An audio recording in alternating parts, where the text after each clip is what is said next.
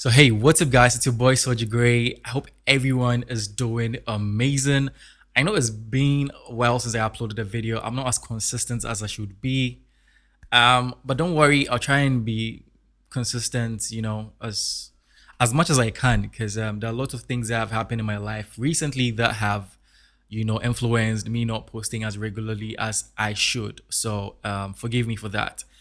In this video, I'll be sharing with you the apps I use on a daily basis. Now, these apps are apps, as I said, I use every day.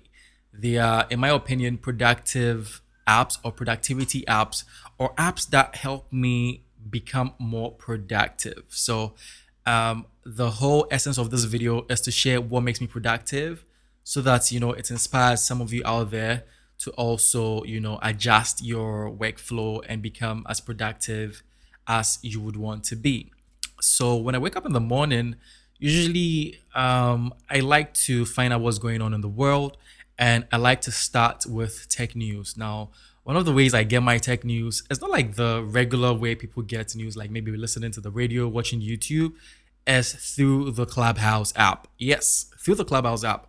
So there's this Clubhouse group called Tech News Around the World, which I'm a member of. So every day, maybe around 6 to 8, there's the first meeting, and you'd have seasoned and experienced resource people who come on board and share, their thoughts on what's happening around the world in tech. I love this way because it's kind of real time. Like, you're getting feedback from people who work in Silicon Valley, people who work in Microsoft, Google, and all these big companies, and they come together and they just talk about the news, and it's kind of really nice, hearing from their perspective. And I really, really find that very helpful because it doesn't feel passive. It feels more active. You get it. So that's the first app I would open, Clubhouse. Now, after opening Clubhouse, and let's say the meeting, gets done around 8, what I'll do is that I would tell my phone, okay, Google, sorry for, if you have a Google device, sorry for, activating your Google device. And then I'll tell it to, read me the news. Now, the good thing about Google Assistant is It was that, the best of times. It was the worst of times. sorry about that. Now, the good thing about Google Assistant is that you can actually select the publishers you want to get news from every day. So I've chosen like CNN, Fox News, Reuters, and all these other ones. So you go into Google Assistant settings, you go into the news section, and then you select. And once you issue that voice command, it's going to read that. So it's going to go through all these publishers, and they have like pre-recorded audio news articles or news voice productions that they're going to like read to you, which is a very good thing, especially now that I like to, I don't have the time to read. I would like to be doing something else, and then still getting to know what's up in the world. This is a very good way for me. So one of the things I like to do is that since I have the Google Nest Mini, once I issue the command, it starts, narrating the whole thing from the Google Nest Mini instead of my phone. However, if I'm in town and I don't have the Google Nest Mini next to me, and I issue the command on my phone, it will start reading from my phone. So if you do have like an earphone, Bluetooth, or wired, you can listen in. You can listen in and get informed, which is a good thing.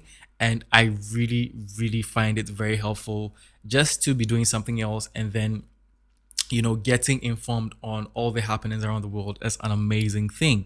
Now, aside that, after reading the news or whilst, listening on the news, I like to start my day. So I'm a lot of things. So I'm a freelancer. I also run a small business on Instagram along with my team. They are good friends of mine. And so I'll just go through the apps I use. So for freelancing, I use Fiverr. I actually opened the account in 2018, but I was active on the platform around 2019, 2020. And I'm already a level 2 seller, which is great. Fiverr is an amazing platform to, share what you can do to people who need those services and then get paid for it. So I do that on a regular. So if somebody, requests for an order or wants to purchase a service from me, I do that for the person during this time in the morning. And aside that, I run a business on Instagram. So it's called the Device Hub. It's an e-commerce store. It's an electronic e-commerce store where we sell devices and accessories and all these gadgets people are gonna, be interested in. And so the apps we use for the Device Hub, obviously Instagram. We do also use IFTTT to help us publish our posts, not only on Instagram, but on Twitter and then Pinterest. Aside that, we edit our posts in Canva, which is an amazing design tool. And I love the fact that, the pro version gives you unlimited access to all the assets on Canva, which is a great thing. Now, another thing we do use is Google Sheets. We use Google Sheets to track everything we've sold, how much we've made, and all those things. We also use Tiny Invoice. It's an app that you can use to give receipts to clients, and we only like to accept money via MTN Mobile Money, which is great because then automatically you have a receipt given to the client, and you also receiving one as well, so that there's proof that there's been payment. Also, Tiny Invoice allows us to give the person an e-receipt of what they've purchased, so there's a record there as well. And finally, we have it in Google Sheets. So all these three mechanisms work hand in hand so that we are very much structured in terms of the business we do. Now, whilst I'm designing these Canva posts for the business, I would like to listen in on some music just so that I don't get bored because I live alone. So I have a Spotify subscription and I could listen to a ton of things. My favorite playlist will be today's top hits, which has everything. But aside that, I like Afrobeat songs, so you'd find me listening to those, and then I'll be singing along and working. So when you're doing that, you don't feel tired, you don't feel bored, you don't feel exhausted, and then it puts your productivity on another level. And that is what I use for listening to music. So maybe I'm working till 2, and then that's when I'd have my lunch, and then laziness sets in because now I've eating. So the thing is that I eat in the morning. I didn't mention that because it's not an app, but I eat in the morning whilst I'm working. So it can be something like flakes, cornflakes, or oats, or custard. Something very small, just bread and egg with Milo. So that's what I'll take. But when it gets to the afternoon, usually once a week, I'll make stew. So then I can take it with rice or yam or spaghetti or noodles, whatever. So that's where around 2 p.m. That's when I would, get my lunch. And whilst eating, usually after eating, the laziness sets in and I might not be able to do much work. So I'll just do what I can. And then I would have to watch some Netflix because around that time, there's not so much that can be done with regards to work. So I watch Netflix, and then when it's around 6, 7, I might just work a little because sometimes I find that working in the evenings can be good for me. So if there's any tasks that I didn't perform in the morning to the afternoon, I can do that in the evening before going to sleep. Now, whilst I'm sleeping, there's this app I use to listen to podcasts. It's called Pocket Casts. I find it very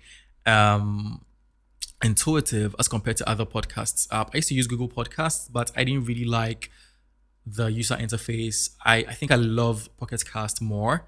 I love the fact that it has a volume booster. So if there's a podcast that doesn't have enough volume, you can boost it up. You can also set a timer so that it stops playing after some time, probably around the time you're asleep.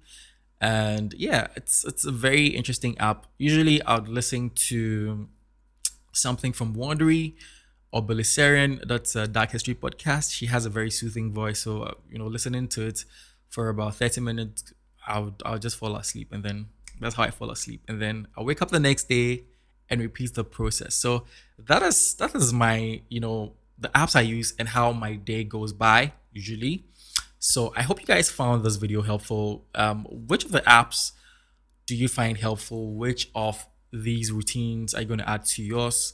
I also want to know about your routine. How do you start your day and how do you end it? What apps do you use throughout the day? Let me know down in the comment section below. If you're able to watch to the end, I want to say a big thank you.